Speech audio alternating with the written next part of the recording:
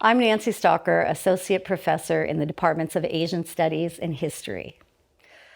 There are few, if any, nations whose identity is more closely associated with traditional arts than Japan. But historians of modernity have not really questioned why this is so. My current research examines the growth and globalization of the art of flower arrangement, ikebana, during the 20th century, when it transformed from a classical, elite male pastime to a female-centric, modernist form that became a multinational mass industry.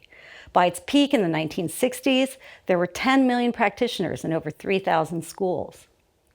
Studies of the Japanese arts often focus on vague abstract factors like aesthetics and spirituality. I argue instead that many of the fundamental changes in ikebana actually stemmed from responses to international desires and pressures, to global economic and geopolitical trends. I'll give a couple of brief examples. One is the gender shift. In the 1900s, Japan was still subject to unequal trade treaties with Western powers that state leaders were desperate to overturn. But in order to renegotiate these, they faced pressures to conform to Western civilizational norms. One area of reform was education, and the state began to provide women's education modeled after Western gender norms, trying to create so-called good wives and wise mothers who would support the nation.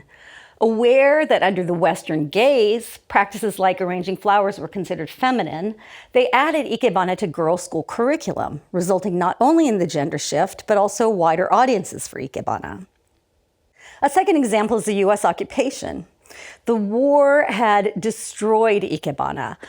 Facilities were decimated, there were no flowers to be had, no one had any money to pay for lessons or licenses, but tens of thousands of American women and women from other countries who were associated with the occupation, from elite officers' wives like Mrs. Douglas MacArthur to others working as secretaries and administrators, all wanted to experience exotic Japanese culture, and ikebana was the most accessible way to do this. So they helped resurrect ikebana and boost its popularity, both domestically and abroad, especially after the wife of an Army general, Ellen Gordon Allen, established an organization called Ikebana International, with branches across the globe. During the Cold War, ikebana was a very powerful tool for Japanese cultural diplomacy.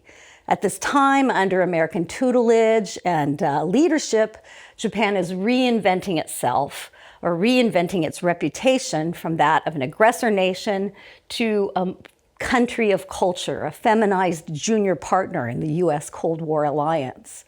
But it's important to remember that ikebana was a massive industry during the era of Japan's high-speed economic growth.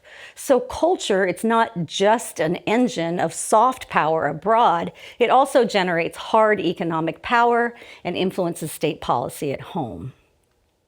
Analyzing ikebana and other traditional arts historically, rather than aesthetically, helps us to better comprehend Japan's post-war recovery in both economic and cultural terms. And it helps us understand that traditions that are considered fixed or uniquely national are often both malleable and subject to global conditions.